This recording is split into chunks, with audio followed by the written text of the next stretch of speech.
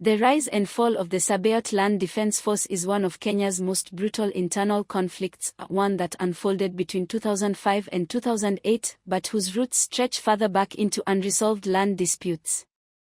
The flashpoint was the Chebyuk settlement scheme in Mount Elgon, where government-led land allocation, dating back to the 1970s but intensifying in the early 2000s, created deep divisions within the Sabaot community. By 2005 to 2006, resentment over perceived unfair land distribution hardened into organized resistance, and out of that environment, the SLDF emerged, initially presenting itself as a defender of land rights but quickly mutating into an armed militia exercising violent control over the region. By 2006 and 2007, the conflict had escalated dramatically. Under the leadership of Wycliffe Matokwe, the SLDF established dominance across parts of Mount Elgon, effectively replacing state authority.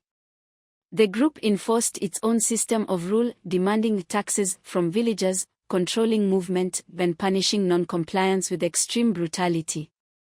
Documented reports from Kenyan media and organizations like Human Rights Watch describe killings, torture, mutilations, and forced recruitment. Civilians were not just victims, they were instruments of control, forced to either support the militia or suffer consequences. By early 2008, the death toll was estimated in the hundreds, while tens of thousands of residents were displaced, many fleeing into forests or overcrowded camps. Homes were burned, farms abandoned, and entire villages emptied as fear became the dominant force in daily life. The Kenyan government's response culminated in a decisive military intervention. In March 2008, under the administration of Mwai Kibaki, the state launched Operation Okoa Maisha, a joint mission involving the Kenya Defence Forces and police units. The operation was ordered at the highest levels of government as the situation had spiraled beyond conventional policing capacity. The objective was clear: dismantle the SLDF, restore state authority, and end the cycle of violence. Military units moved into Mount Elgon, conducting sweeps, arrests, and targeted operations against suspected militia members. Within months, the organized structure of the SLDF was effectively broken, and its leader, Wycliffe Matokwe, was eventually killed by security forces later in 2008, marking the symbolic collapse of the militia.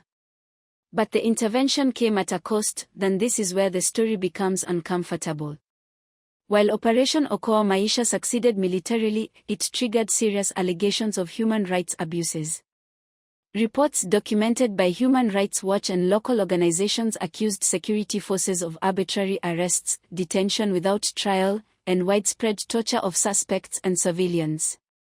Hundreds of young men were reportedly detained in military camps, with claims of beatings and mistreatment. The state had crushed the militia, but in doing so, it raised new questions about accountability and the line between restoring order and violating rights. The aftermath of the conflict left Mount Elgon deeply scarred. By the end of 2008, the SLDF as an organized force no longer existed, but the region was far from healed.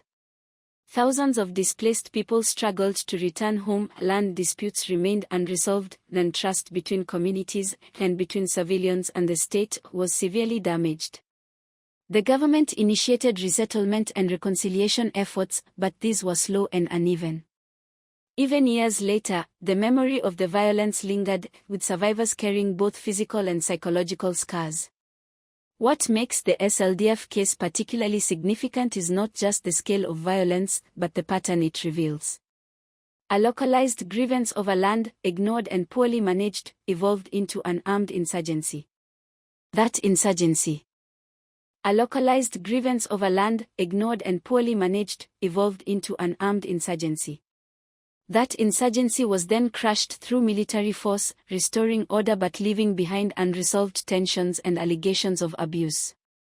It's a cycle that exposes a hard truth: when structural issues like land injustice are left unaddressed, they don't disappear, they escalate.